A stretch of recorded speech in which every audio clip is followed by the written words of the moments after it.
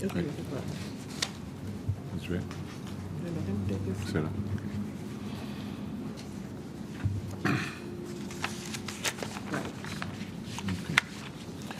Good morning.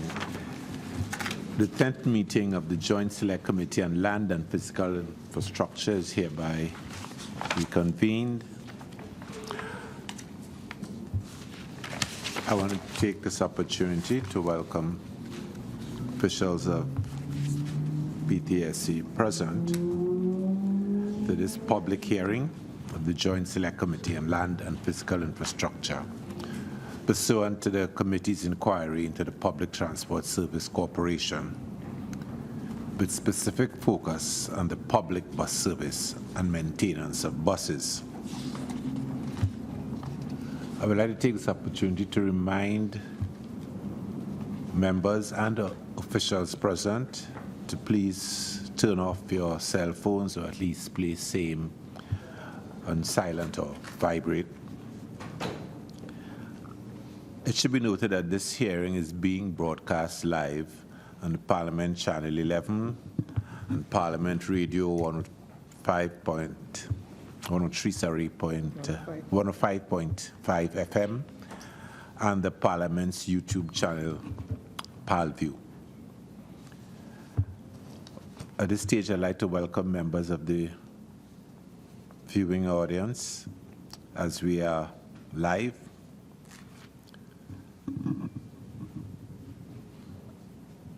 Comments, of course, can be sent via email at parl101@ttparliament.org or on our Facebook page, facebook.com/ttparliament, or on Twitter @ttparliament.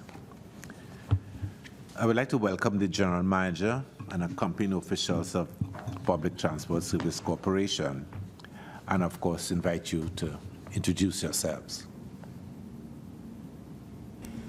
Keith Johnson, Deputy General Manager, Human Resources. Brian Wannett, Deputy General Manager, Operations.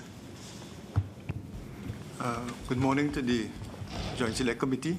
Morning, Mr. Chairman. I am Ronald Ford, General Manager of the PTSC. Good morning, I'm Carl Rafter, Deputy General Manager, Marketing and Communications. Good morning, Gemma Bowen, Acting Deputy General Manager, Finance. Good morning. I'm Carlos Zapata, Acting Deputy General Manager, Engineering. Good morning. Ms. Senior Deputy General Manager, Corporate Services and Administration. Thank you again and welcome. Of course, I am Stephen Crease, Chairman of this committee, and I would allow other members of the committee present to introduce themselves. On my right. Good morning, Rushton Parry, Member of Parliament for Mayaro, Vice Chairman of the committee. Morning, everybody. Senator Daniel Solomon, Member. Okay, the basic objectives of this inquiry is to gain an understanding of the current state of the public bus service in Trinidad and Tobago.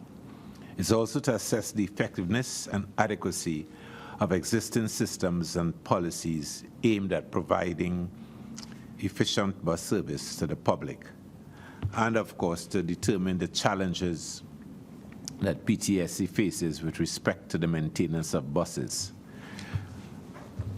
I would like to now acknowledge our receipt of the written submissions from the General Manager, PTSC, dated September 19th, in response to the request by the committee. The General Manager is now invited to make some brief opening remarks.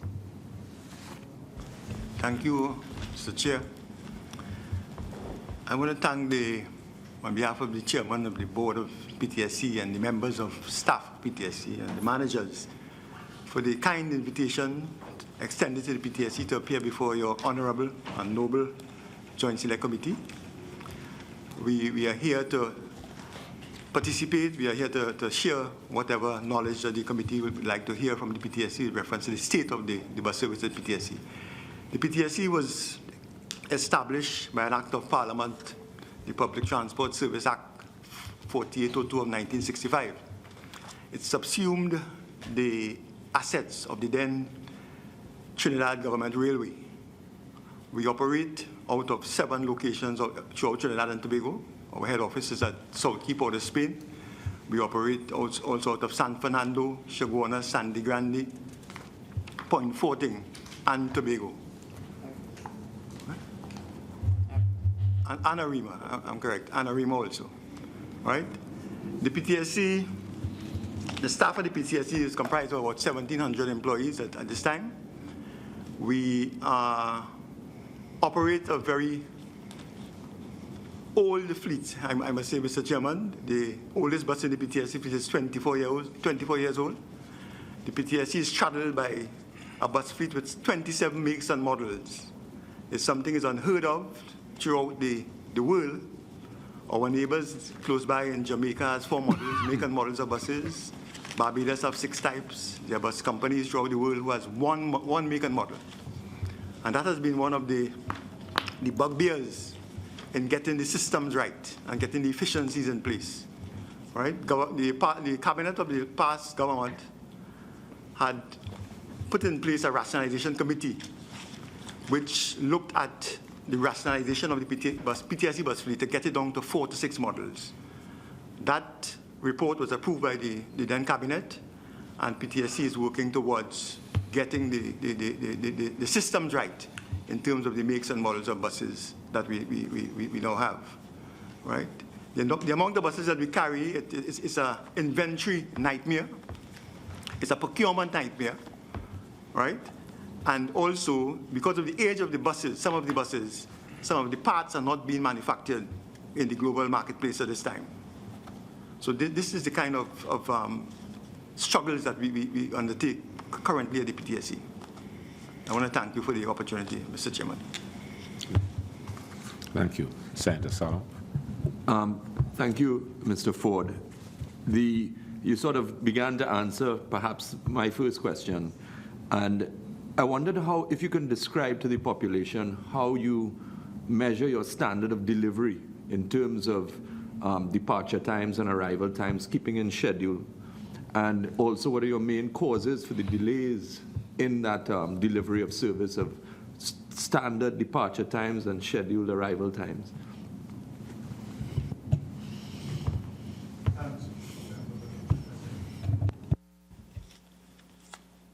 I was at the Savannah this morning exercising at about 10 to 4. And I was quite pleased that the 2 Blanchisseuse buses passed me on the way to Blanchisseuse. Right? I tipped my hat to the dispatchers, I tipped my hat to the drivers who are so committed to come to work at 3 o'clock in the morning to ensure that the people at Blanchisseuse get service on time. Some of the things I spoke about earlier in my opening remarks would indicate that these are some of the struggles that we face in delivering to the population at this time. We have what we do, a report we do collect daily, what we call mistrips.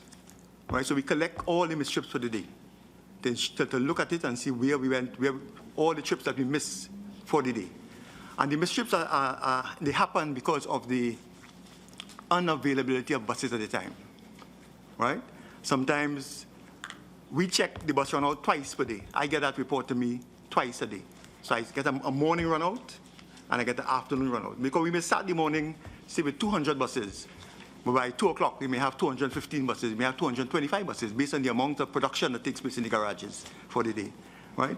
But most of the missed trips are caused because of the inaccuracy of the fleet and the amount of breakdowns we have sometimes on the roads and malfunctioning of some of the buses, right? But we do track missed trips and we do track the schedules. And the population is very, very aware of the schedules, and they call me like on a daily basis. If they see that the schedule, the particular schedule is not coming on time, I get the calls. I could be home, I could be in the office, I get the calls, and we try to respond to the calls. But for us to get it right, we need the injection of resources into the PTSC, into the bus service, right? The average age of the PTSC fleet is about 16 years. The average age of bus fleets globally, the global benchmark is 8 years. So we have doubled the global benchmark, right? And also, bus organizations, bus companies interject into the fleet annually, biannually, or triannually, a certain percentage of new buses to ensure that they maintain the average age of the fleet, right? Our make to model, the fleet size ratio is 15:1, right? If we go to North America or to Europe, the make to model, the fleet size ratio sometimes is 300:1. So for every make and model of bus, they would have 300 buses. So for every make and model of bus PTSC has, we have 15. So these are the dynamics that chose the thing out of sync to be able to deliver the efficiency that the population is looking for. If I may, how would you describe the service as quality-wise in terms of the delivery? Would you say it's good, fair, poor? Is there a scientific scheduling report that you provide to say how you're measuring your delivery? The service at this time, I would say, is fair. To be candid, it's fair. It's not living up to the expectation of the population. A lot of more commuters are coming to the platforms as we speak because the price of other modes of transportation is going up based on the dynamics of fuel prices and that sort of thing. So people are depending more on the PTSC, right? But based on the resources that we have, right, I could say that our delivery is fair this time. I would also ask Mr. Warnett, who is the operations manager, to come in here to give us some more. Thank you, Chairman, members of the committee. Certainly, what Mr. Ford has highlighted, I would just want to reinforce the point that right now, our services are described as fair. We are just doing about 73 of the routes out of a total of 160 routes that we have on our service book. And that certainly is just about 46%. And we get the calls all the time. We can walk around our platforms, visit our various hubs, and you can see persons waiting at those hubs. But more importantly, if you were to go to the bus stops and along the different routes in the east-west corridor, north-south corridor, you would see persons at those points waiting as well, anticipating when services would arrive at their location.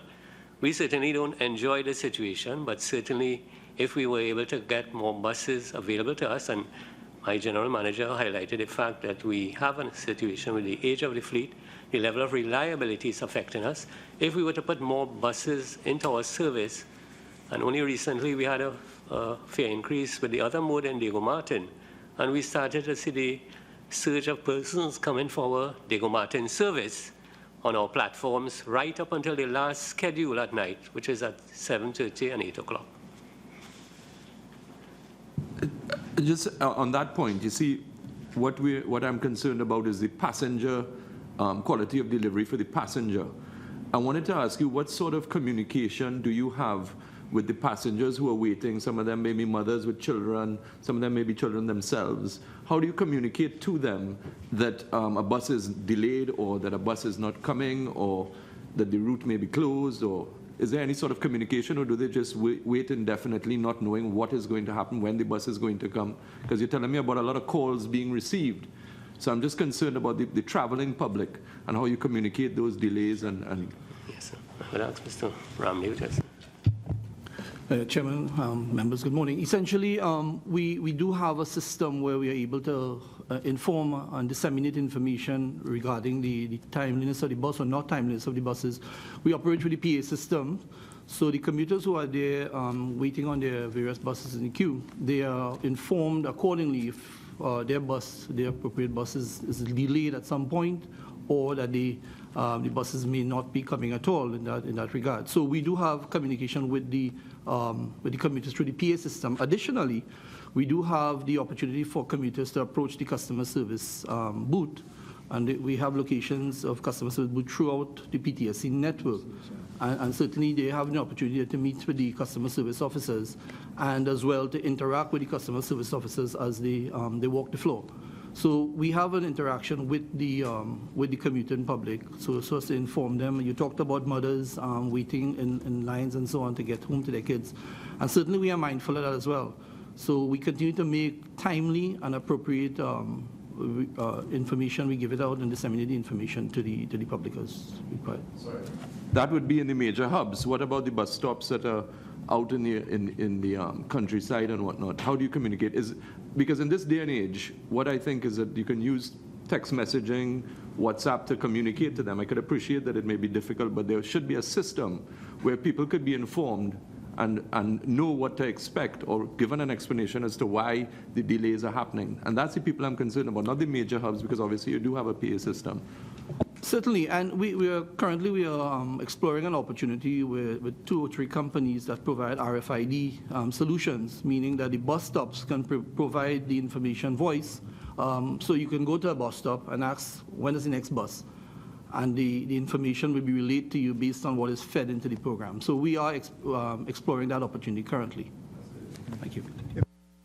If I may add, we also have the GPS platform that is in place, but we need to move to the other stages of the GPS, where we could have like passenger information display system, PIDs, where people could we could use that platform to get the information directly on your phone, or take a tapes going across the top of the bus stops. And so we need to move the GPS platform also from its initial phase to the other phases, like electronic ticketing, electronic scheduling, electronic counting.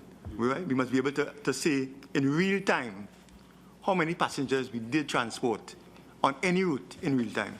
So as long as we've been applying for the funds to do it.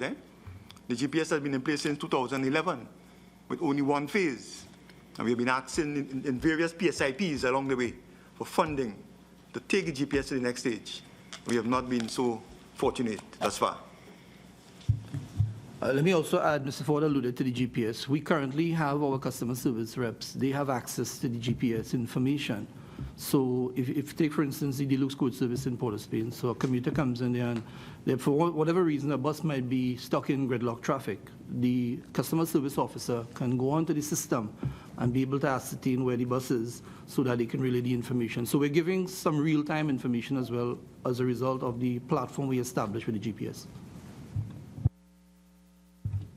Thank you very much. One of the functions of this committee is to listen the challenges that you as an organization is facing, and then we report to Parliament to make specific recommendations to move the process along and to fill those gaps that you've identified a little while ago. I know there is a myriad of issues that PTSC suffers from, and I think the general public is also aware of it, because in the back of the mind of the general public, I mean, inefficient and unreliable comes at the forefront in terms of if they speak about the PTSC. Now in business, there must be a proper mix of human resource, maintenance, technology, finance. I think the questions that we probably need to, that is needed to be answered here today is really, where in those 4 areas will you find some of the fixes for the problems that you have explained early on? So for instance, one of the first questions come to mind, is PTSC adequately resourced with, 1, enough human resource capacity, and do you have the correct human resource capacity in terms of training, in terms of background, in terms of their development and so on. Technology, does PTSC have the right mix and combination of technology where we are today, where we would like to be in 5 years? And same for accounting and maintenance. So I know it's a mouthful there, but I think that is where your information is going to be very potent for us in terms of determining what are we going to ask the Parliament of Trinidad and Tobago to consider making the appropriations for your organization to do better. Thank you. I would touch first on the technology in terms of PTSC needs an investment into modern public transportation in technology. PTSC operates without a fleet management system, information technology fleet management system. And to manage a fleet of that size without a fleet management system, it's unheard of in the modern world, totally unheard of, right? So we must be able to track the life of the bus from its birth to its burial, right? Track the consumption patterns of the bus to make decisions on when to send this bus to pasture or if to keep the bus in service, right? These are the kind of technologies that we want. We need very bad. Again, I would stress the GPS is very important to us, right? Because even at the first phase that we have, we had an unfortunate accident yesterday where somebody lost their life, right? And I was able to call Mr. Warnett immediately and say, Mr. Warnett, well, I could go to the technology, to the GPS, and check the speed report for me on that bus.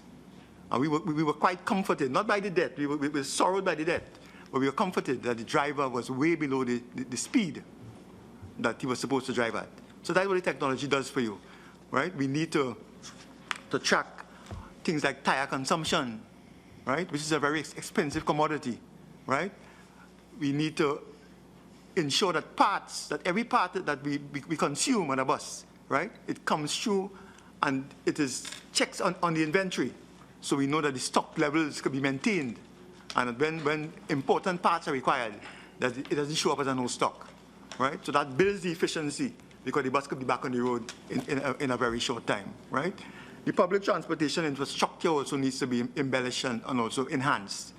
We operate out of the infrastructure of the old train stations. They were never intended to be bus companies. They were built for the trains, right? So we need to look at that and make proper use of the 18-acre estate that we have at Port of Spain, reconfigure that estate, right? Do a rehabilitation of it, right? For the different disabled and for all to access. So we need to look at that, the infrastructure that we have, that we operate out of, right? We have been doing our own part with the little funds that we have. We just bought a Bluetooth technology to diagnose the buses. So the buses, no need for a laptop or a phone. The bus just drive past, and the bus is diagnosed. But it must be electronic engines. All the electronic engines can be diagnosed with that technology. We recently bought 2 new brand 6-column lifts. So we could lift the entire bus in the air. The entire articulated bus could be lifted in the air to repair it, right? We bought new tire changers. When I came into the PTSC and I went to San Fernando, I was surprised. I thought I was still in the, I was expecting a train to pass. I saw a man beating off a tire with a sledge, right? So we corrected that and bought new modern tire changers, right? So we are correcting these technology things that we need to put in place to ensure that we deliver the efficiencies. I always tell people, it's a simple formula, you know. It's inputs, process, and output. You don't input, don't expect outputs, right? You could input without good processes, you have bad outputs, right? So when we go to North America, and we go to England and Europe, and we see the bus coming, and we say, hey, I could put my neck on a line, and the bus coming in 5 minutes' time. Go to the back end. Don't look at the front end alone. Go to the back end and see what the inputs are into the system to realize that efficiency. Yeah.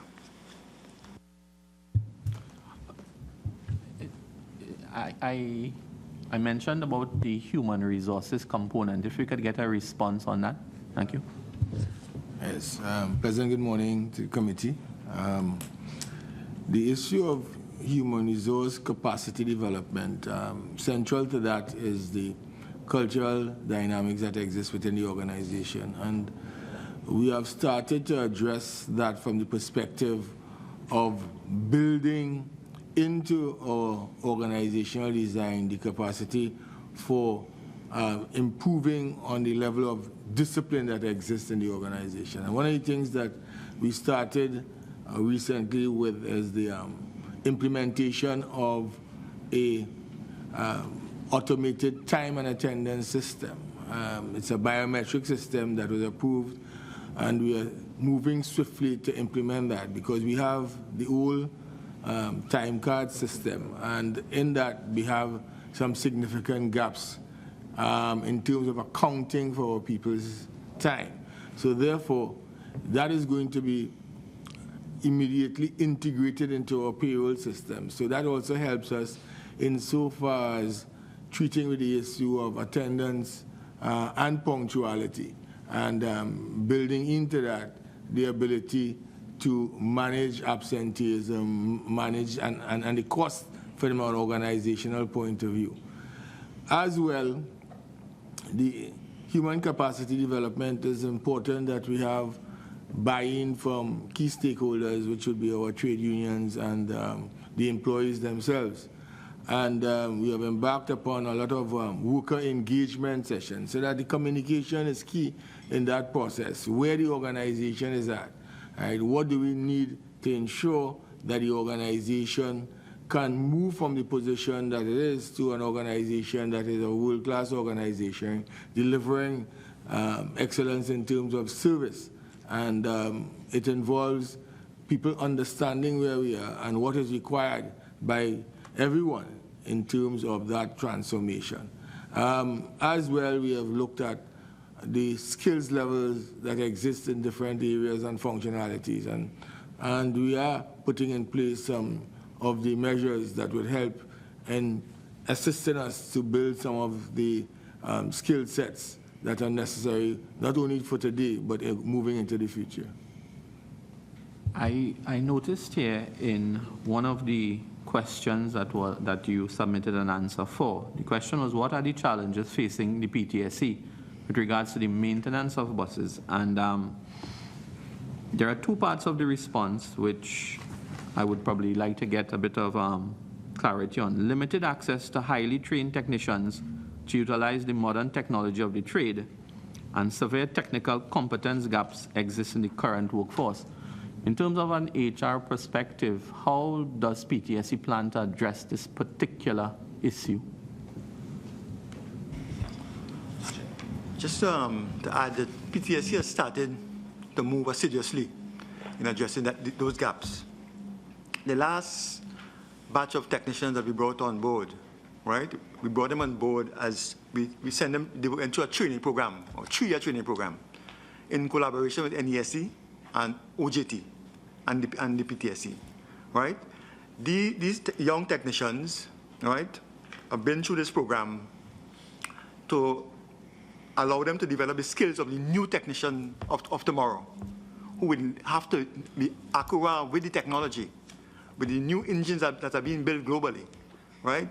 So we entered a program with 23 young technicians, including Tobago, right, in collaboration with NESC and OJT. And these young people went through this program. They stuck it out to the program. They're all qualified now, and they are part of the PTSC cadre of workers. They're being trained on the job as trainees to take them to the next level. And that is the program we are engaging in with NESC, to ensure that the technicians that we bring into the PTSC in the future, right, are well equipped for the job at hand and are accurate with the technology, the modern technology of the bus transportation trade, right? And I must also give kudos to the board, the new board, who has embarked on a new HR policy development for the PTSC, a strategic plan for the PTSC, and also a human resource audit, right? So the human resource audit will identify each worker in the different divisions, what are their skill sets, right? What are the gaps that we need to train them, to bring them up? And those who are not trainable, we may have to look at some programs for them if they're not trainable for the positions what they hold.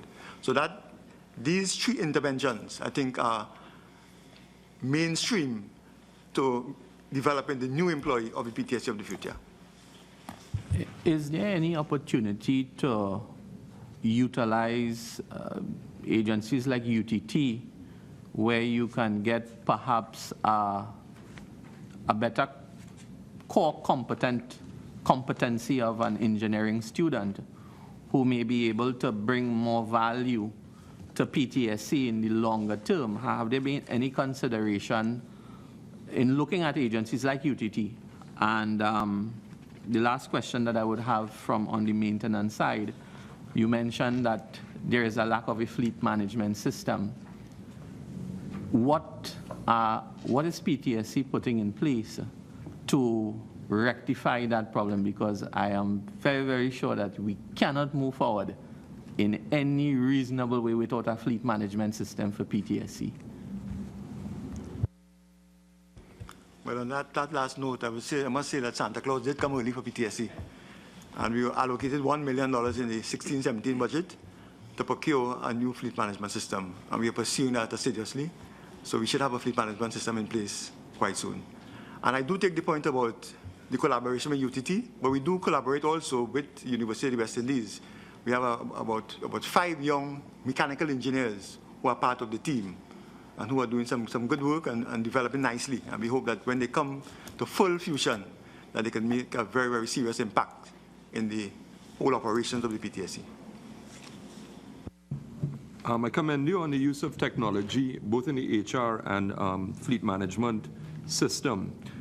You mentioned also that the new board has an HR audit ongoing, I take it, is it? It's about to start. We're starting with the engineering division first, right, and take it division by division. Yeah. Now, we've been hearing that throughout the country there have been a lot of job losses due to the economic situation. I wanted to ask you, in the past year, how many persons have been sent home from PTSC or contracts not renewed?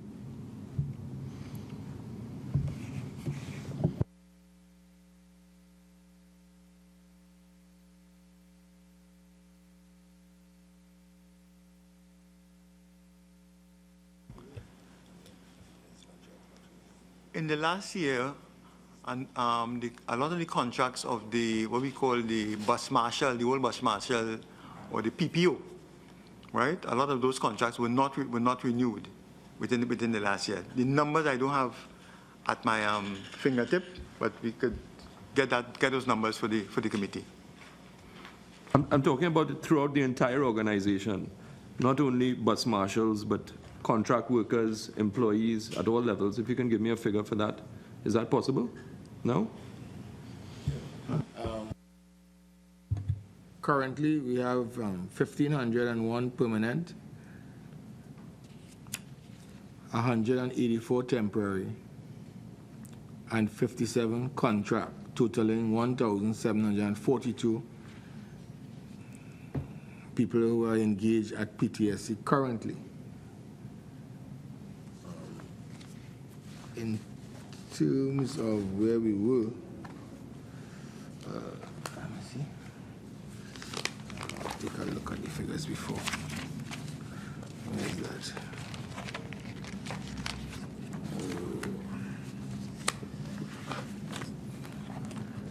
So how far back they went.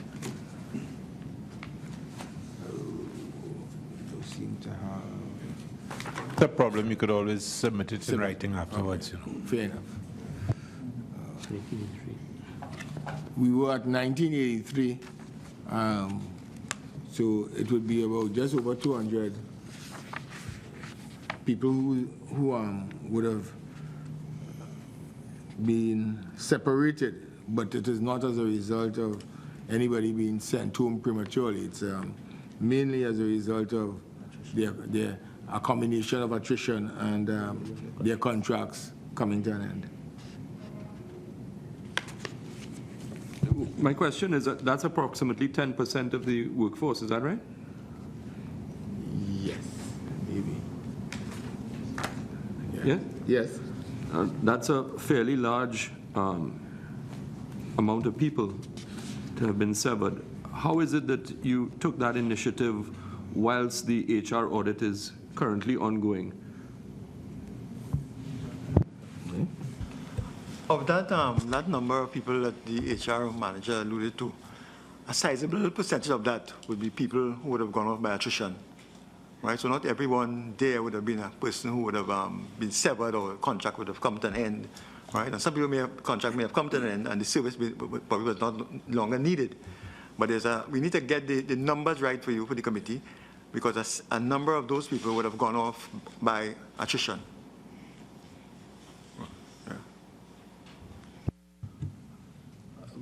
Mr. GM, in your responses here, you've identified that the PTSC has a total of 552 buses in the fleet, of which 356 forms the core, which I assume that's the active fleet, and there is 196 not operational.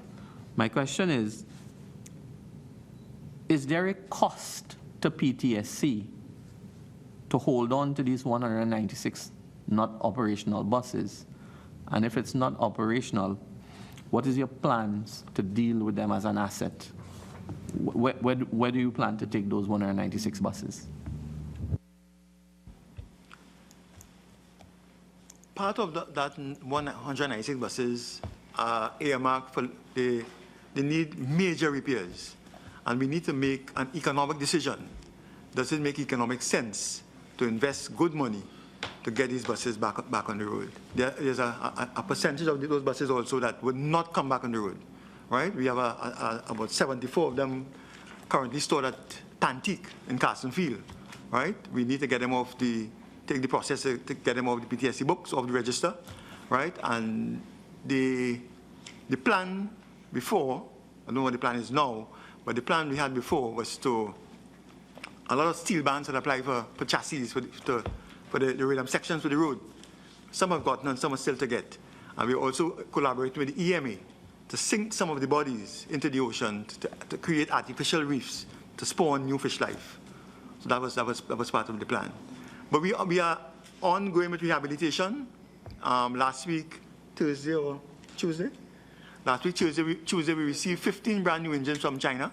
A container came on the PTSC compound with 15 brand new engines, which we'll put into 15 buses to bring them back to normal life. We also just rehabilitated 8 Yutong articulated buses in collaboration with a company from Venezuela, RACA. They brought their technicians to Trinidad, and we engaged in a contract with them. And those 8 buses are now back into operation. They were down for a period of about 2.5 years. They're now back in operation, and they're working quite well. So we are ongoing with the rehabilitation of the buses to get them back into life. Yeah. And I must also add that, and give the Santa did come again, and we got $35 million in 16-17 budget to buy new buses. So the nation can look forward to some new buses coming to the PTSC pretty soon. As you mentioned the possibility of the arrival of new buses, how would that impact upon the Maxi taxi system that you now employ? The Maxi taxis that operate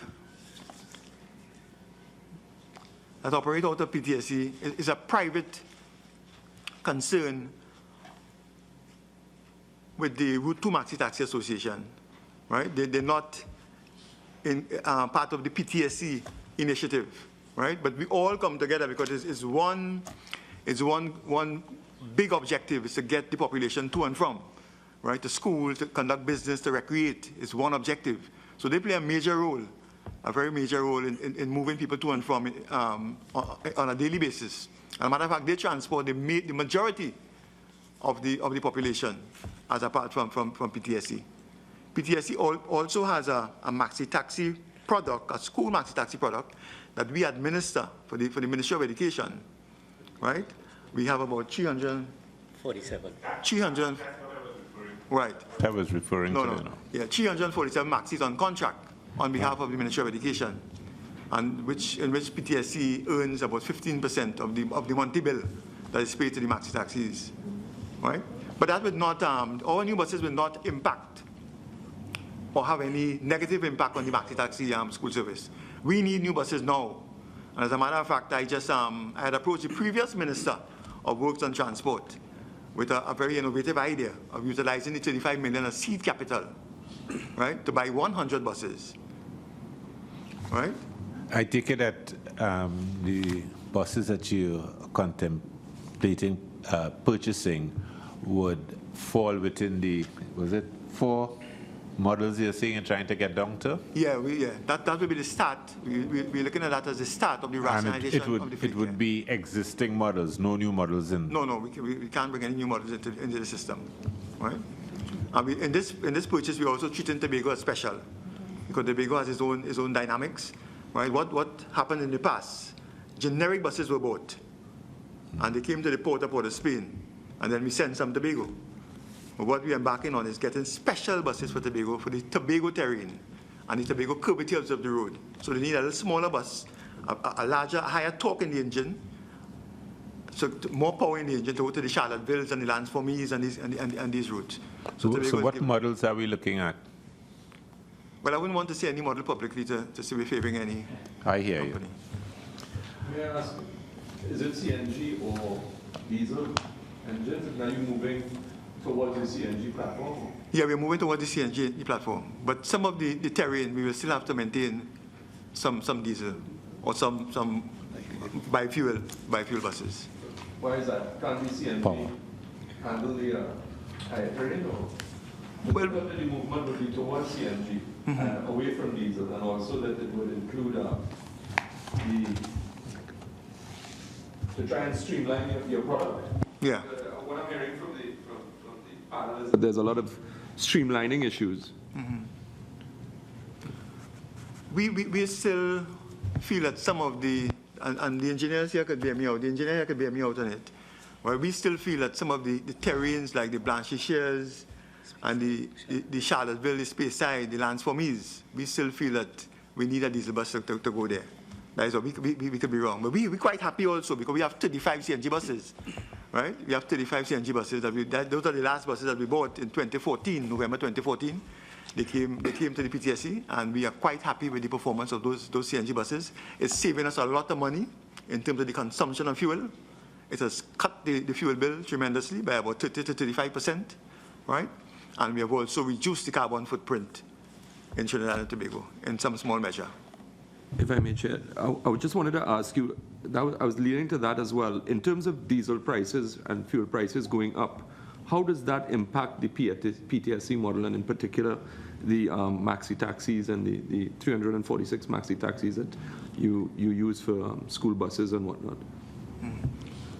Well, the 346 buses that we use, Maxi that we use for the school program, right? They operate at a rate, so they purchase their own fuel, right? Based on the increase in fuel, they may, and I got a call yesterday from the president of that association, and they're requesting a meeting, right? So they may come forward and say, hey, diesel prices has gone up twice, 3 times in the last year and a half, and we need to look at what the rate we're being paid. You never to know, right? But it doesn't impact PTSC directly in terms of what are the fixed contract rates at this time. I take it they will be up for renegotiation at this stage, and would it then rebound eventually to the passengers and the users of the PTSC buses and the Maxi taxis? Well, PTSC rates are fixed. The price of a PTSC bus ticket has not gone up since 1990. Yeah. Right? It has not gone up since 1990. And we need also, remember, it's a social product, and we need the directives of the directorate, the political directorate, to guide us in terms of increasing the rates. Yeah. Right? But the Maxi taxi program that we operate is a free service to the school children, right? Where the Ministry of Education provide that service for the school children, mainly in the rural communities, right? So the school children are not affected by having to pay for the service. But the Maxi taxis will want to increase their contract price, is that right? Because of the increase in diesel prices? But they have not come forward as yet, and we don't want to preempt them. That bill is paid by Ministry of Education. The Ministry of Education pays it. All right, so therefore it would fall to them to deal with that aspect of the issue. Yeah. Okay. With regard to CNG, I noted in the report that there were some challenges. What is proposed at this stage in order to make sure that the CNG system, easily replaces the diesel buses? The infrastructure for fueling has to be improved. That's the main problem we're having right now, right? We are in a collaboration with NGC CNG and NP, who has a facility, a filling station at the PTSC. That filling station has been down for the last 2 months or more, right? So that filling station is the property of PTSC or NP? The equipment is NGC CNG's equipment, right? The fuel is NP's fuel, right? But it's located on PTSC's compound. We provide the land for it. And it has been done for a year now, you say? Not a year, about 2 to 3 months. 2 to 3 months? Yeah. So what is happening with it? Well, the repairs of it is a remit of NGC CNG, and we've been calling them from time to time because it doesn't give the confidence to the population. It doesn't give the population the confidence to say, well, hey, I could change my vehicle to CNG. Okay. So as a result of that, what is happening with the buses that you have outfitted for CNG? But we are using gas stations. We're using the St. Christopher's. We're using the Beetham, the police Beetham, and we also have an arrangement with Brentwood. Which one? So that must affect your time scheduling. It does. Because it's off location. Yeah, definitely. Because when you come to Rising Road to fill, right? Sometimes to get back to the PTSC to be on time is a nightmare because of the traffic congestion. So in other words, there's a lot of idle time because that's time in which you're not transporting anyone. Yeah. But we also have on the drawing boards right now an arrangement that we are entering into with NP to build a permanent station at the PTSC, right? A permanent, bigger station at the PTSC that will service both PTSC and the Maxi taxis. So it's built in a location where it can service both PTSC and the Maxi taxis. The drawings are completed, all the arrangement with the EMA and so has been had. We just have to enter into the contract now and to start that permanent station. With new equipment that NGC say we use better and more modern equipment this time. So how many CNG stations do you have on location? We have one Just CNG station. the one in Port of Spain? Yeah, in Port of Spain, yeah, there's one. What routes do these CNG buses occupy? The CNG buses, Chairman and members, they operate on the east-west corridor as far as Sangre Grande in the east, Chaguaramas in the west, and we go as far as San Fernando, Chaguanas and San Fernando in the north-south corridor. Don't you all out of Port of Spain provide some rural service? In other words, are there buses, whether CNG or not, running from places like Point, Faizabad, Separia to Port of Spain? That is correct, Chairman. We do have those services, not necessarily CNG buses. All right, that's where I was going with this line of questioning, because it occurred to me that maximum cost benefit would seem to come from plying routes that have the greatest capacity for consuming diesel. That is correct, but at this time, because of the length of the journeys and the amount of CNG that is consumed, we operate those as far as San Fernando, at the furthest point, and Sangre Grande in the east. But what's the kind of round trip you get off of the CNG buses? In other words, could it fill in Port of Spain and go to Point Fortune and return? We will have to do a refill on its way back in from Point Fortune. Okay. Mr. Chair, I have a comment. I want to make a plug for Mayaro. We are very close to the CNG lines in Mayaro there. And if at any future time PTSC is interested in putting a good hub in Mayaro and Rio Claro as rural communities, I think we are well tooled, well positioned. We have open spaces. We're close to the CNG line. We have a cadre of young men and women who are trained in process and plant engineering out of the energy industry. And we'd be well positioned to work with PTSC in that area. My question is to Mr. Ramdeo. In one of the responses, reference is made to the 2011 passenger carry figure of 14,243,000 as compared to 7,444,000 in 2015. What would you account for that sharp decrease over the 3 or 4 years in terms of the passenger carry for PTSC? And is PTSC putting anything in place in terms of its marketing to boost those numbers back up? Absolutely, Mr. Parry. We encountered many challenges within that intervening period that you just intimated there. Some of the things we had the situation with the asbestos that had the PTSC workers and fleet displaced for some time. We had negotiations ongoing during that period. Notwithstanding that as well, the PTSC business has evolved over the years from not just being a bus company, but also we are now a revenue-earning agency. And revenue from the point of view that no longer predominantly seats for the public, but also for charters. So buses are required to come out of the service at some time so that PTSC can also earn revenue.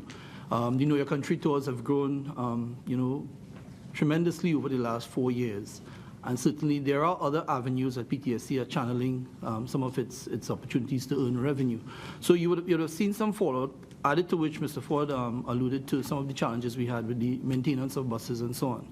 So some of those things are attributable to the decrease in the transaction level, the 14 million transactions over the period. So you would have found that you had competition for the use of the limited bus fleet. We have been putting many new initiatives in terms of marketing. We have continued to our partnership with communities. Wherever there are services that need upgrade, we continue to upgrade those services, and we have, over the years, introduced new services across Trinidad and Tobago. So we are basically bringing new demographics of customers on board the buses. Last year, we put in the initiative after the 50th year anniversary, where we introduced free ridership for 1 day. What that was able to do was bring a new demographic of riders for the first time. And we are seeing it. We are seeing it in the numbers. We are seeing it in the demand for the use of services for Know Your Country tours, for charters. Quite recently, we collaborated with the Tourism Development Company for their State Getaway vacation campaign during July and August. We were oversubscribed at times. On any given day during the week, we had 16, 17 requests for charter services out of PTSC. Also, we are now carrying out charter services on behalf of government agencies, on behalf of schools, on behalf of religious organizations. So we have basically established platforms across the country that would require the buses. And you raised in your opening statement business, and certainly our mind is on the business. So towards the future, we are advocating for customized buses. So we're not going to use buses that are there for the public consumption, and that will ensure that we keep the times when we are required to be where we are required to be. So we're not going to pull out buses, and the plan is not to pull out buses from the regular schedules to carry out charters, to carry out Know Your Country tours. So we are looking to customize buses where we can have the facility on board the bus for tour guides, and we are seeing more and more of that coming into PTSC, and that's a good problem. The demand is increasing tremendously for those services. So the marketing of PTSC really, once we have the requisite fleet and the injection of the resources that we've been speaking about, certainly we will be on the cusp of ready to handle any quantity of demand that we have from the population. And we continue to meet with the communities. We continue to roll out services. Quite recently, as you will be aware, we rolled out some of the services in Rio Claro. We introduced the El Damo service to Rio Claro as well. So we are mindful of the requirements from all corners of the population. As you raised the question of the El Damo service, what led to that type of program in terms of catering for the disabled, as opposed to, let's say, having buses outfitted to carry both able-bodied and disabled people?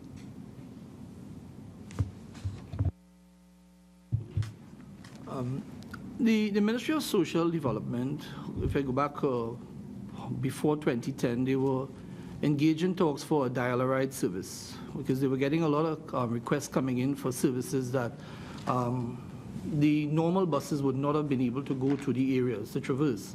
You had to provide a bus that would be able to go into some of the smaller areas in the communities to deliver service to a commuter who may want to go for dialysis or to go for a medical checkup. And that would have required a certain level of service that would have a caregiver on board, which the normal bus service would not have been able to provide.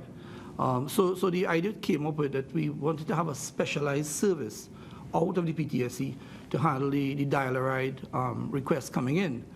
So those buses were equipped with wheelchair access. They were equipped well, the drivers were trained in all areas of patient care and understanding how we're able to deliver a service like that.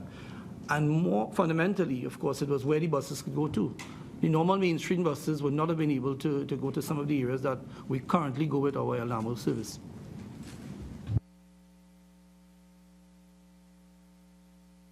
In terms of the buses that you're about to purchase, are we catering in any way with the whole broader question? Because you were referring particularly your submission here about people attending clinics, but I was talking more in terms of mass transportation.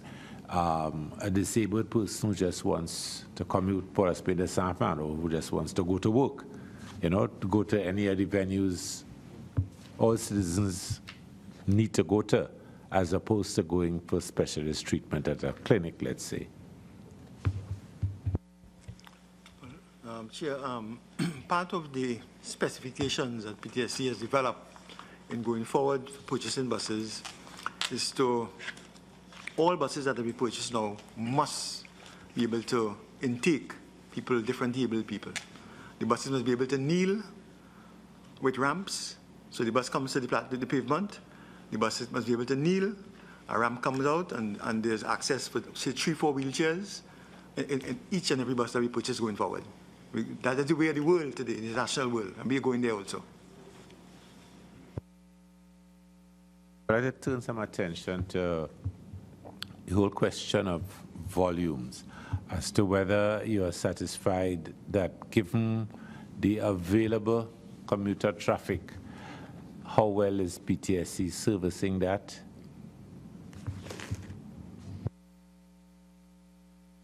The peak time delivery. We are currently, what we do at peak time, Chairman and members, certainly is nowhere near what is expected or the demand from the public at our various hubs, and more so at our main stops and connecting points. We are far off that right now because of the unavailability of the required fleet to transport those persons. As I said earlier on, we're just doing just about 73 of the routes throughout the network of 160 routes, which is just about 45% of the total network. So that we are quite some distance off what we targeted to do in terms of providing the levels of services throughout Trinidad and in Tobago. Has the corporation considered partnering arrangements with the private sector, again with a view to these peak hour deliveries? We have been toying with the concept of intermodality, to take the public transportation service, to connect the modes, all the modes of public transportation in Trinidad and Tobago, so that where there's large volumes, and we have started already, yeah, when the Maxi taxi comes, the water taxi comes to Port of Spain, you see the PTSC buses are there before the water taxi comes, right? So there's that concept of intermodality has started. So as you come to Port of Spain, PTSC buses are there, awaiting you, right, to take you to the different work locations, right? What we are also working on, and that the concept of a universal ticket that could take you through the different modes of transportation also. So if I want to go to use the water taxi, I don't have to go and buy a water taxi ticket. I want to use the bus, I'll go and buy a bus ticket. I want to use the ferry to Tobago, I'll go and buy a ferry ticket. I want to use the air bridge, I'll go and buy an air bridge ticket, right? I want to use the Maxi, I have to pay the Maxi person, right? The platform is there already. I could go to any bank in Port of Spain with my card and withdraw money. So I could go to Republic Bank, I could go to Royal Bank with one card. We're saying that we have to reach the stage where we have one universal transportation card. And that one universal transportation card should take you across all the modes of public transportation in Trinidad and Tobago. So it makes it easy for people to use the different modes. So what is the next step in making that happen? We need buy-in from the stakeholders, or major stakeholders need to buy into those concepts. Because we use it there, we go to France and we go to Paris and we go to these different places and we see it. But from the time we land Piaco, we forget it. So have talks begun in this direction? In other words, I wanted to hear have- that we met last month or in January or February or... We have started conversation with the water taxi management with reference to that connectivity in terms of the tickets, and that is ongoing. Our both IT managers have been meeting to try and set the stage for a platform to be developed, so that concept could be realized in Trinidad and Tobago in the shortest possible time frame. Mr. Ford, I know there exists a national transportation plan in Trinidad and Tobago. I've been trying to find a copy of it somewhere for the last 14 months, and I haven't been able to do so. In your responses, you speak of a strategic plan 2015-2017. My question is, the acknowledgement of a national transportation plan, how does your strategic plan 2015-2017 fit into that plan? And in terms of the current issues of traffic gridlock that we find in Trinidad and Tobago today, is that addressed in that strategic plan? Because I'm trying to understand whether in our national plan, whether we should be contemplating moving people or moving vehicles. Because if we ought to be moving vehicles, it means we need a wider road network. But if we want to move people, we need to support PTSC in terms of their fleet management, their technology, their maintenance. Can you speak a bit about that strategic plan and if those items are addressed in it? Thank you. We are speaking now about the 2017-2021 plan, right? The 2015-17 plan will be dated quite soon, and we have started the process with a consultant on board to develop the 2017-21 plan. And this plan speaks to some of the issues directly what you're talking about in terms of the development of high volume occupancy lanes and bus lanes, right? If we are to move people adequately throughout the road networks of Trinidad and Tobago, right? We also talking about the conversation about BRTs, right? Where a lot of countries in the world are heading the way of BRTs now, right? One of the latest and most modern BRTs is in Cali, Colombia, right? You have BRTs in Brazil and Nigeria. These large cities are now moving to the way of BRTs, right? So in this new plan that we're working on, right, in collaboration and being directed by the new board, right, these are some of the conversations that we are having addressed in this plan. So where the shortfalls were in the 2015-17, they're being corrected in the 17-21.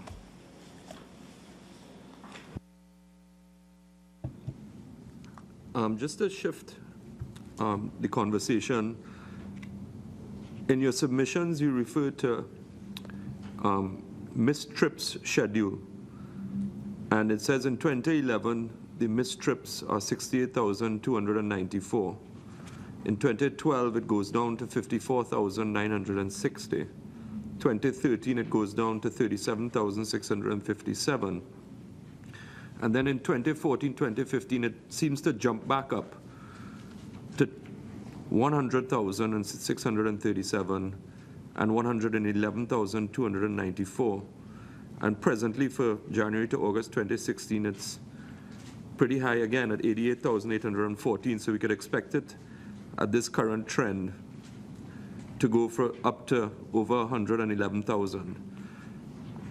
Now you give an account in your submission saying that it's to do with industrial action and negotiations and collective agreements.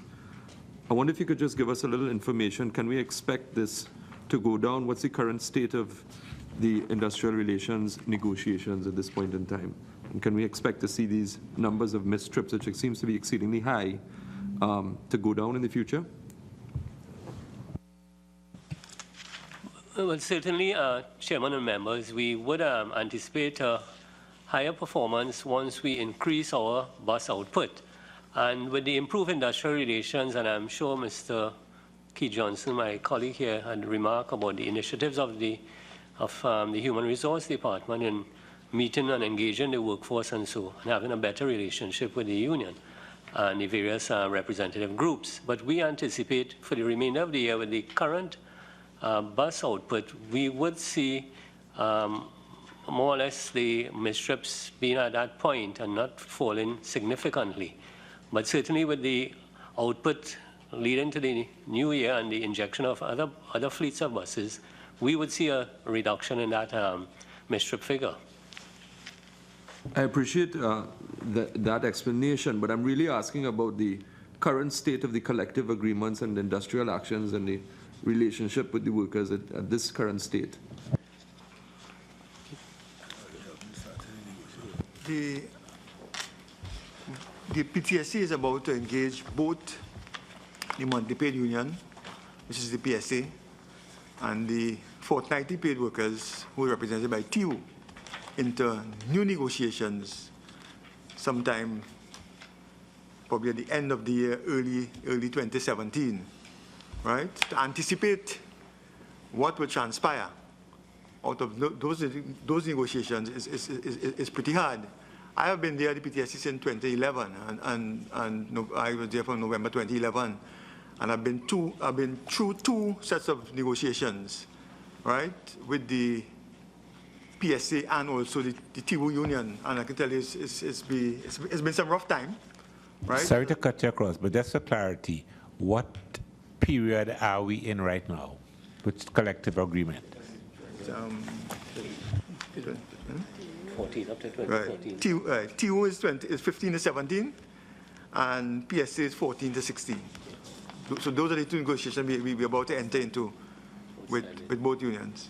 So it means then that according to the protocols, they are in place to start calling their industrial responses into action, because we are into the period we are negotiating. I think most of the population now is cognizant of the fact of the state of the economy, and people have started to temper their expectations, right? So we hope that both unions will temper their expectations and not.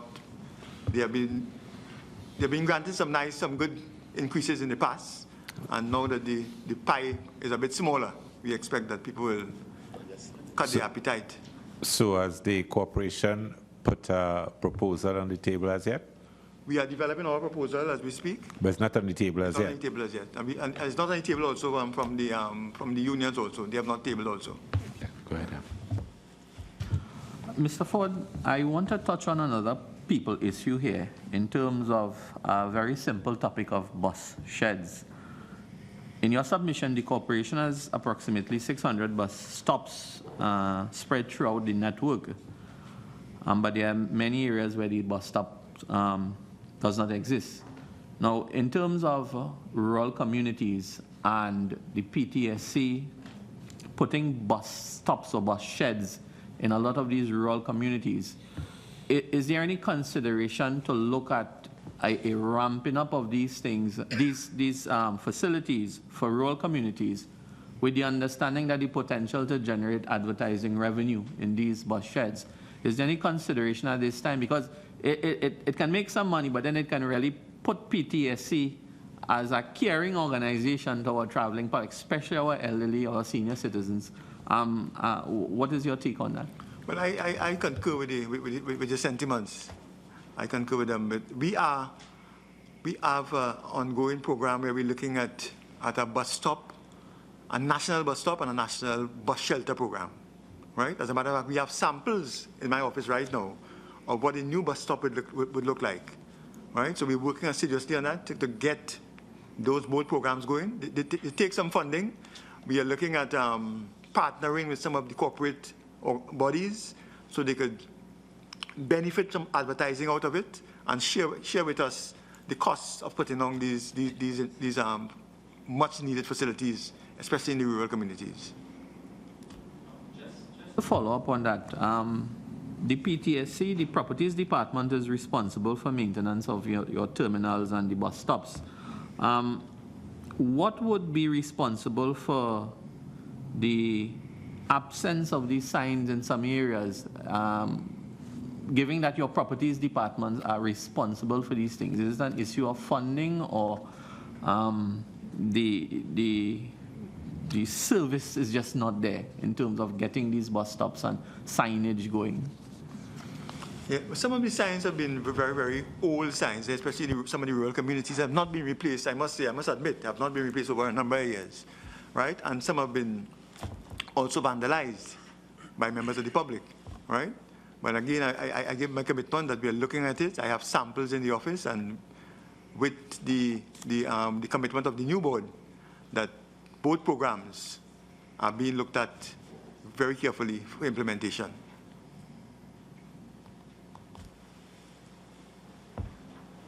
I would like to turn our attention now to financing issues, and particularly the question of subsidy.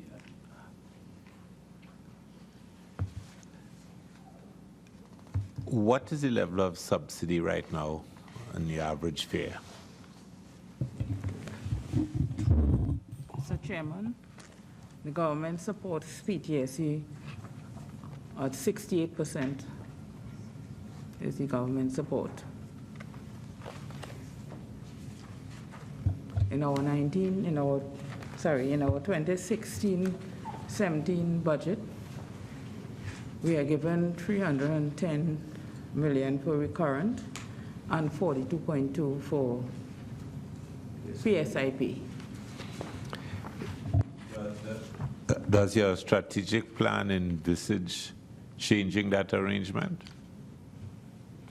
Well, the plan is being developed. As a matter of fact, Brother Jim will answer that portion. That I think he will answer that. Definitely, the plan is the new plan is looking at making PTSC less dependable on the Treasury. We, as managers, realize the state of the economy, and the government may not, and the Minister of Finance may not have that deep pocket going forward to be able to extend his arm as he extended last budget to us.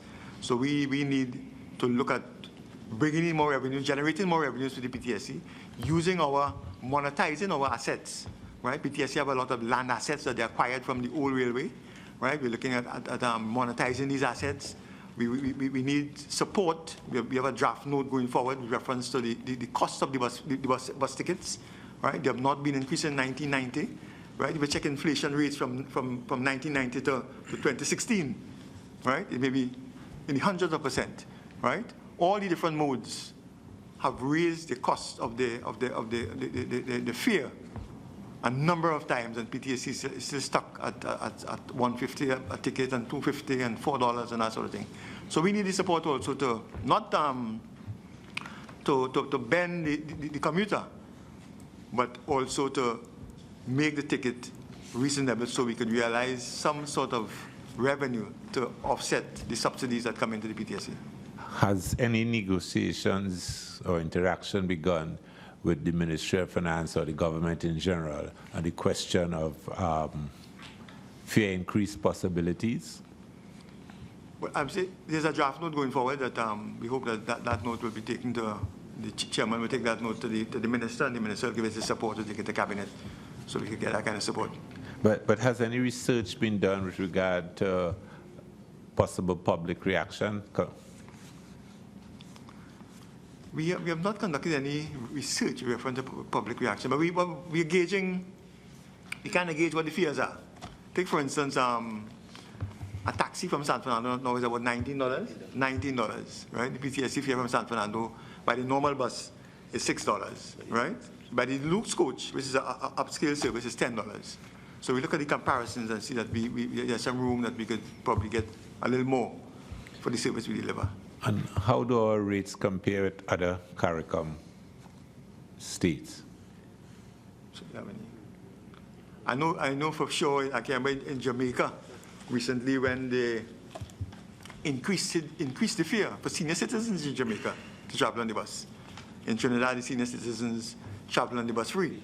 And we also have people between 60 and 65, right? Some who are employed, and they travel free also. Sorry, has any, do you all compile any data on those numbers of senior citizens traveling free? Is that information collected? Yes, we do. And what does it say at this stage? I think it's in the document that we sent forward. There's some numbers in the document we sent forward in terms of 60 to 65 and over, 60 to 65, and school children in uniform. And in terms, where I was going with this, in terms of the other CARICOM states, what is their policy or situation with regard to senior citizens? I know for sure Jamaica senior citizens pay to travel by public transportation, right? And most of them senior citizens pay. But we could, I don't, yeah. And has the corporation made any recommendations in this regard? Well, we have again drafted a note to the last minister of transport in the last government. A note went forward to the PS requesting that somebody needs to take up this bill, people 60, because the government pays for 65 and over. The Ministry of Social Development pays for citizens 65 and over. Nobody pays for citizens between 60 and 65. Nobody pays for school children in uniform. As a matter of fact, PTSC now has a shortfall of $14 million that we used to get from the Ministry of Education. They would buy $14 million in tickets, scholar tickets, annually, right? And distribute to the different schools for children to travel, right? When the announcement was made that school children uniforms will travel free, the Ministry of Education disbanded that purchase. So there's a shortfall of $14 million came in revenue came to the PTSC.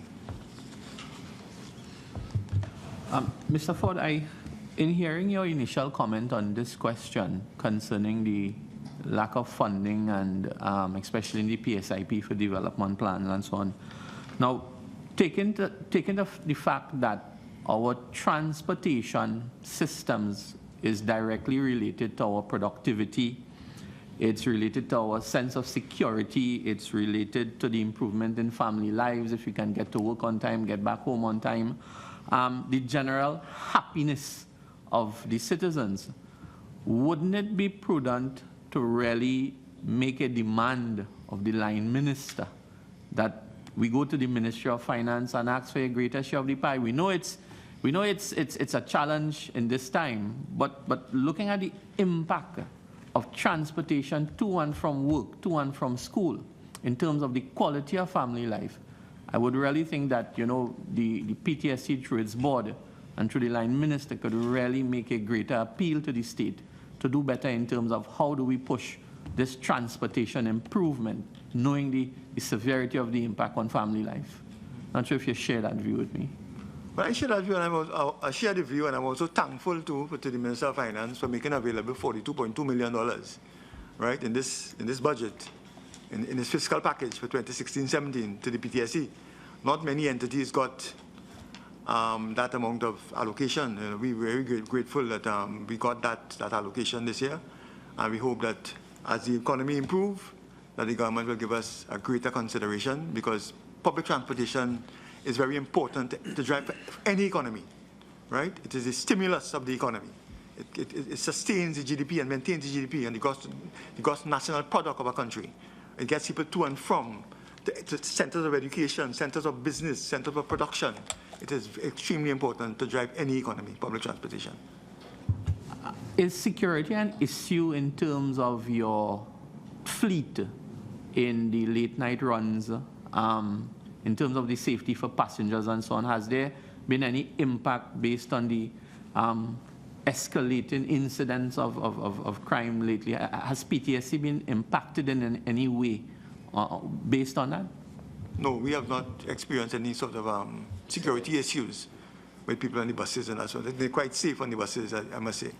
Yeah, we have not experienced anything like that.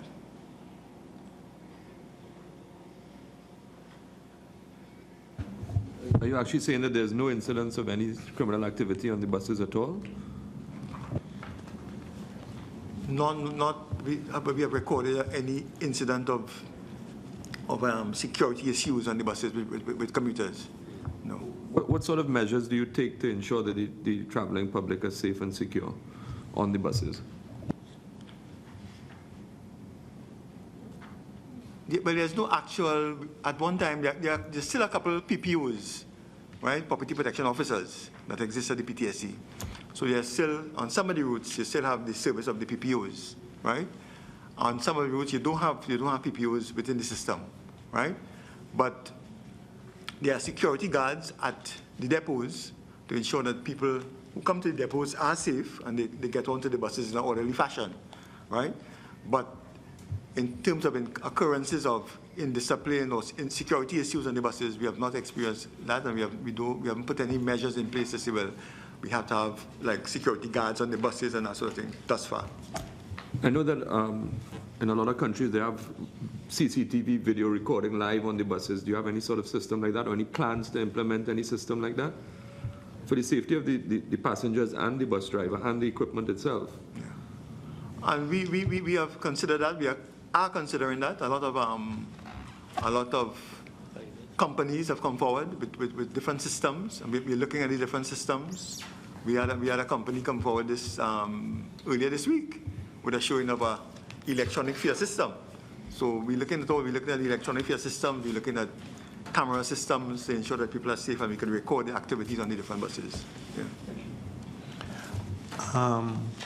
I remember there used to be a conductor system. Is that still around, or if not, what is? But the driver, what did we do? We collapsed the two jobs. Right? Before my time when I came to the PTSC, both jobs were collapsed. So the driver is a driver-conductor. Right? So he drives the bus, but he also collects the tickets. So he's a driver-conductor.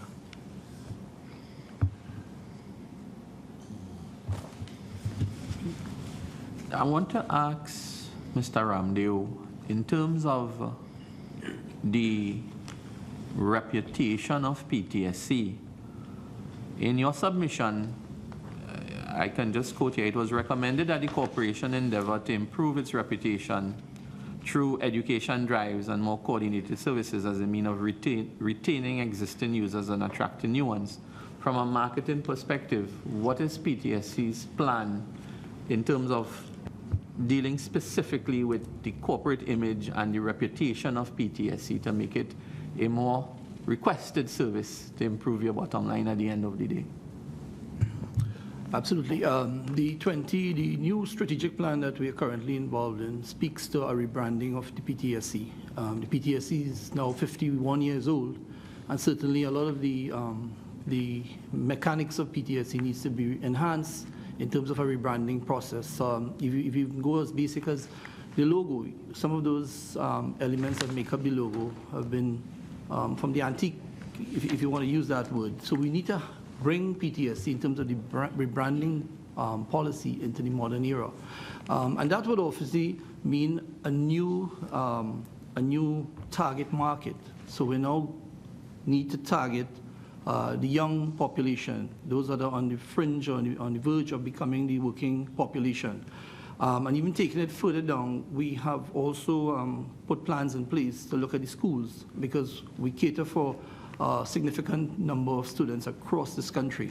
So by informing them of and Mr. Ford alluded to it, the reason that the PTSC exists really is not just a bus service. And one of the things in my portfolio I sought to do very, very early on is to move away from the complaints desk, because the connotation that complaints gave us that all we got was complaints at PTSC, and that is absolutely not so. PTSC also receives a tremendous amount of commendation from across this country, a wide section of this country. We provide services across the board for schools, for religious organizations, for state entities, and many of those services speak for themselves in terms of the deliverables and the responses that we get from the various entities. So it says to us emphatically that we're doing some things good, and we need to build on that.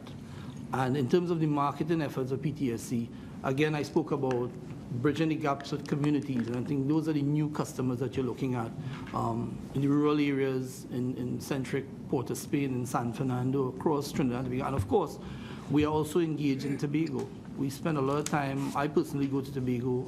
We are involved in a bus shelter exercise with the THA Transport Division currently to look at providing the services of bus shelters in the, as we approach new buses coming into Tobago. So our eyes are not just focused only on Trinidad, also on what is happening to Tobago as well.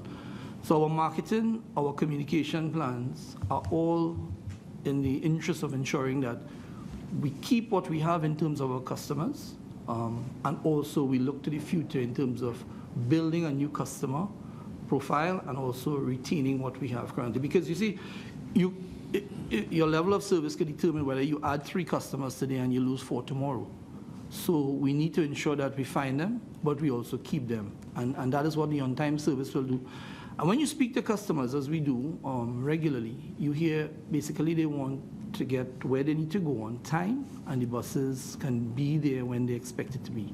If we're able to fulfill that, and based on the injection of resources and so on, the PTSC will certainly be meeting its remit and its objectives of providing public transportation in the benefit of the public. I just want to touch on an area of PTSC's role in disaster management. In terms of, I know Port of Spain from time to time gets flooded quite easily, and I have seen where PTSC has been able to quite effectively shuttle people out of Port of Spain in the flooded areas. Is there a program or is there a policy for PTSC to support communities where there is disasters, flooding and so on, more so flooding, where you need to transport children, especially school children, across flooded areas and so on? Is there any policy in place for that, or perhaps a program of support to, let's say, the local regional corporations to lend that sort of assistance at this time? Yes, PTSC has a seat at the National Emergency Council of the ODPM. So PTSC has a seat at that council. PTSC is looked at by ODPM as the organization with the resources to get people out of Port of Spain should a flood or disaster take place, because we have buses of a certain height that can traverse the floods, right? So that is a very important resource for the ODPM to get people out of Port of Spain should a disaster take place, and also to get people to shelters, right? I myself have served at the ODPM for a number of years on when I was at the next place, when I worked at the Ministry of Social Development, right? And I served there at the National Emergency Council also of the ODPM, right? And every time we do a role play of a disaster, we always look towards PTSC as the entity to be able to move people to and from in disasters. We are now engaging in discussions with ODPM in developing a disaster plan for the PTSC. We are also developing a business continuity plan for the PTSC. We have sent people from the PTSC to train, to develop the skills, to be able to develop a business continuity plan. Should a disaster take place, how does PTSC continue its business in the shortest possible time frame? So these are the things we're looking at. In terms of your accounting systems, are you able to comply with the Auditor General in terms of having your accounts ready within the prescribed period?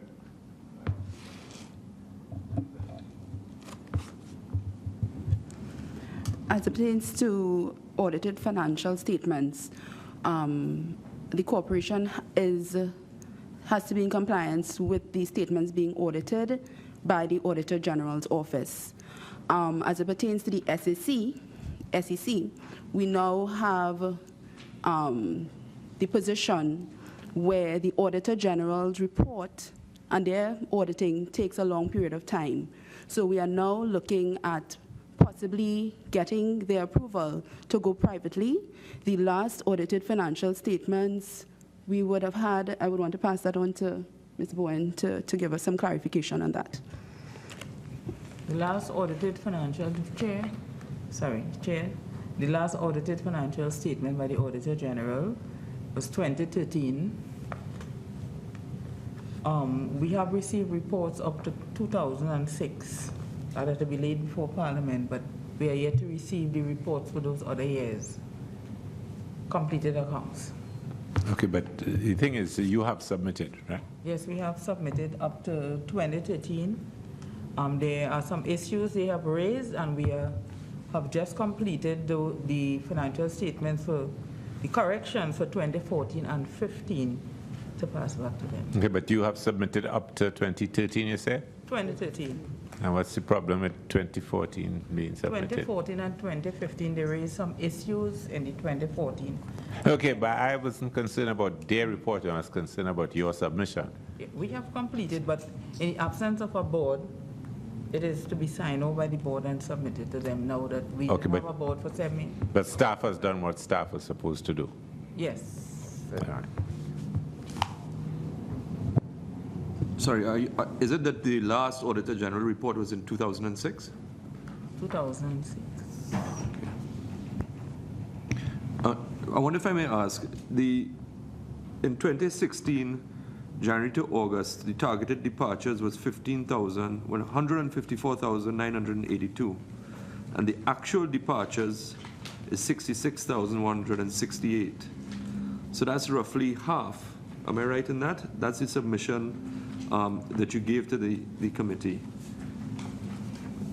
My question is that means that every other bus doesn't turn up. Is that satisfactory?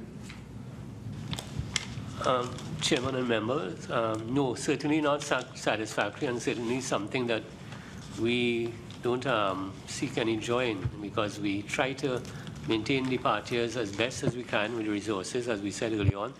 You will well find, though, in some areas or some services, we are in fact meeting more than 60 or 70% of the schedules on that service. But in other areas, we would miss every other departure because of the limited resources we operate with.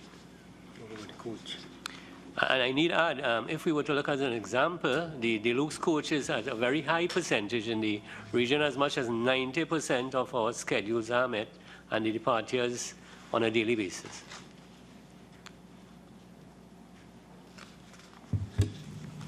Mr. Ford, what is the current relationship between PTSC and VEMCOT as a state maintenance organization? Does PTSC use VEMCOT services in any meaningful way?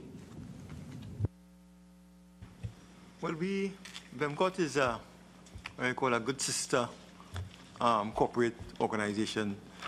PTSC operated out of VEMCOT. We owned the facility at one time, right? There's no business arrangement as we speak with VEMCOT. VEMCOT at one time did provide maintenance services to the PTSC. That was stopped in 2010. We are currently in discussion with VEMCOT as we speak to start to utilize some of VEMCOT's facility and the expertise to assist us in getting the fleet where it should be at this time. So those negotiations are ongoing. I am part of that negotiation with VEMCOT. So we are trying to reach a place where we could work together and use all the state resources, not just PTSC resources, all the state resources we can bring to bear to be able to realize a good and efficient public transportation system for Trinidad and Tobago. Has there been any consideration of utilizing VEMCOT's fleet management system in terms of managing PTSC's fleet in the meantime, while the whole procurement process and consideration for a package for PTSC? Any consideration has ever been made of using VEMCOT in that area? And I must tell you that conversation is ongoing. That is part of the mindset of the current chairman, in terms that we could collaborate with VEMCOT to utilize their system while we build our system, and will give us the kind of experience and that when we get our own system, that people will have the competencies and the skills to be able to roll out our system efficiently. And our chairman is challenging, is championing that at this time. Yeah. In the comments made earlier, I think I had picked up a reference to PTSC recognizing the need to vary its clientele, its customers it goes in pursuit of. In that regard, I was wondering to what extent emphasis is being placed on a local tourism trust. Because one of the things I had observed over the years is that there are very few destinations, when you look at where the buses are heading, that are beach destinations. Good? So I was wondering whether there's any intent to focus on that. In other words, on a Sunday, somebody without a car, certainly the Maxi taxis don't go to those destinations, and that leaves either the excursion organizers who use your old Thomas buses. So is that on the drawing board? Any plans to facilitate beachgoers and other destinations that people may wish to access on weekends? Sure. Essentially, Chairman, I spoke about the Know Your Country tour before, and over the last 4 to 5 years, we have seen it growing exponentially, and it has grown so much that it's reached the point of sometimes being oversubscribed on a weekend. And those tours, they go to various locations throughout this country. There's a cross-country tour, so the citizen can get the opportunity to go across country on one tour. There are tours that's specific to Harry's Water Park, there are tours to Point Fortin, there are tours to Mayaro, there are tours to the Northeast Tunnel. What we have done, we've set up arrangements with all of the destinations, and we are now able to provide tours to many of those destinations across Trinidad and sometimes in Tobago as well. So yes, the question is that PTSC has an eye on looking at where we can go next and perhaps look at other areas of local tourism that we can be involved in. I talked about earlier, we collaborated with TDC and we continue to collaborate with them on various opportunities that they may be able to present for PTSC. We've had one proposal from a radio station, a gospel station for religious tours. So these are things that certainly that the PTSC is looking to target as we look at a new target market and you look at segmenting the current market that we are in. So definitely we will be going into those areas for tours. And if I may add, Chairman, that we are also looking at procuring a small fleet of tour buses in our when we procure buses. It's a small fleet that could generate revenue, right, to offset the expenditure that we have to put in to offer the other services. So we're looking at specific buses for tours, so they're designed for tours, they're outfitted for tours, right, with the mics and that sort of thing, so people could go to tours. And we also provide service for the cruise ship market in Tobago. Last year we did tremendously well. We sent up about 5 buses dedicated to that service because of the large volume of ships that arrived in the Tobago ports, right? The Tobago Maxi taxis could not facilitate and take up the full slack. We did generate some good income from providing service to the cruise ship in Tobago. Mr. Ford, is there any area that we may have not have touched on over the last hour and a half in terms of items that would impact your organization in a positive way that we ought to make part of our report as a committee to Parliament? Is there any specific area? I know we spoke about technology, maintenance, some basic HR issues. Is there anything, any other major area that if you had to create a wish list for this Christmas in terms of fixing PTSC to move forward, what would some of those items be? Well, my first item on the list to Santa would be buses. We need buses as yesterday. We need buses as yesterday. We can't deliver to the population as we would love to without a good, modern, efficiently working fleet. We need that. We need other infrastructural equipment into the PTSC. We need PTSC has one wrecker, which is domiciled in San Fernando. That wrecker is over 40-something years old. Right? It is inoperable most of the times. So a bus shut down on the road in some location that's causing a lot of traffic, right? The wrecker is not operable at the time, right? And when you call a private operator, his equipment is not readily available. So the traffic congestion goes on, sometimes in peak time, right? I can remember one time a bus shut down on Trackridge Road in front of the radio station I-95 and causing tremendous traffic. But our wrecker was not operable, And when we call the private suppliers, they couldn't fulfill at the time. So it's caused a lot of traffic. So we need to get that. We need to get recovery utility vehicles, right? When a vehicle that cannot be repaired at curbside, right? Or it could be repaired at curbside. We don't have to wreck it. But to get out there, we need to go out there with a mini garage going out there, with all the equipment, compressor, oil, lubricants, tools, right? So we need, when you leave the garage, a mini garage goes out to fix the bus, right? Now we go out sometime with a pickup. You don't have the kind of equipment on it. You know, we need to get these kind of things into the service. I hate to interrupt you, General Manager, but I mean, PTSC around how many years now? 51. And you're telling me in 51 years we have one wrecker, we don't have a mobile repair unit? Well, 51 years? I only trade in the truth, Mr. Chairman, nothing less. I only trade in the But truth. one wrecker? One wrecker. It's about 40-something years old. I mean, I know contractors with less vehicles than that who have a wrecker. Yeah. Right? Far less vehicles. We don't, PTSC doesn't have, as we speak right now, we don't have a paint shop to paint a bus at our main facility at Port of Spain.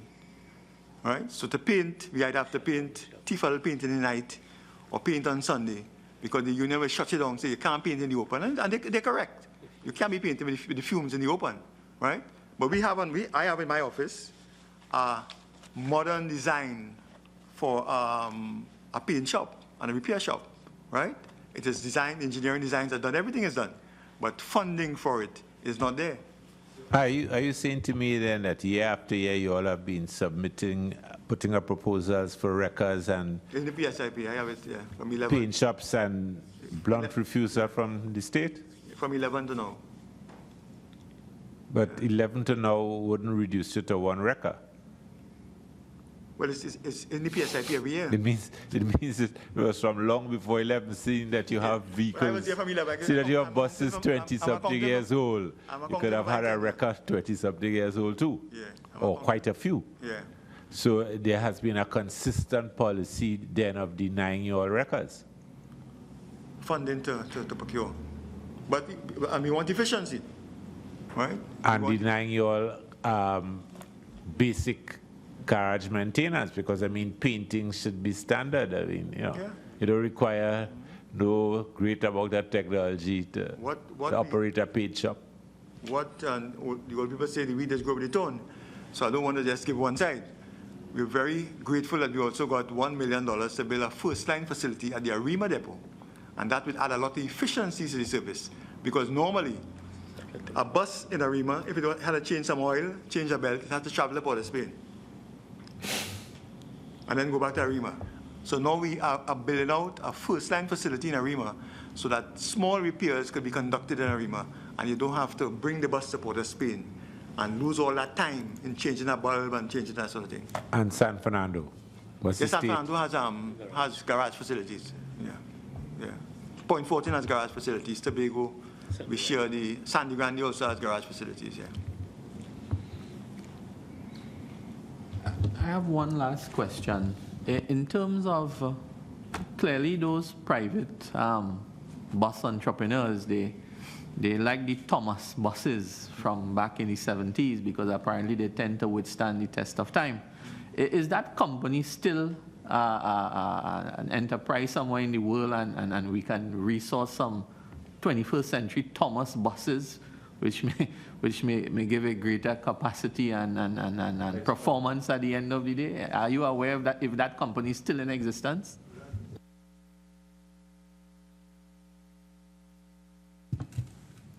No, the answer is no, Chairman and members. Thomas Cummins left the market since long time ago. Thomas was an American company that used to build the bodies, and Cummins was the chassis and the drivetrain. Cummins exists, and for instance, we have 60% of our fleet has Cummins engines.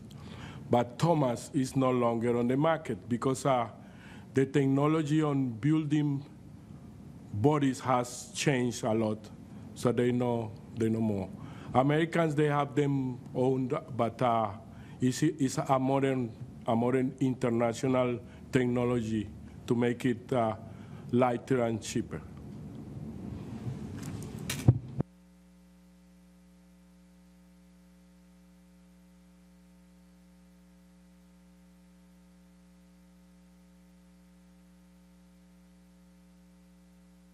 And for the readiness to answer the difficult questions I know my colleague posed, are there any closing comments you would like to make?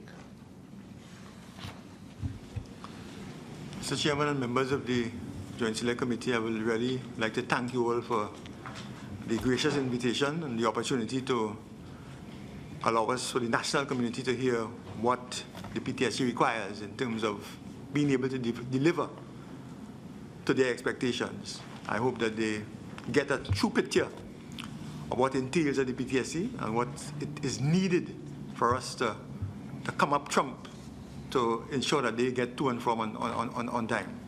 And we hope that this exposure and this opportunity would grant us the ears of the people with the pockets. And in the future, we could have bigger injections of funds into the PTSC so we could look like any modern bus organization in the world. I thank you. Well, I wish to thank you, General Manager, and your staff for the time you took to prepare the report and, for the earnesty and honesty with which our questions were answered. And I hope that the Minister of Finance has heard you and answers your call. This meeting now stands adjourned.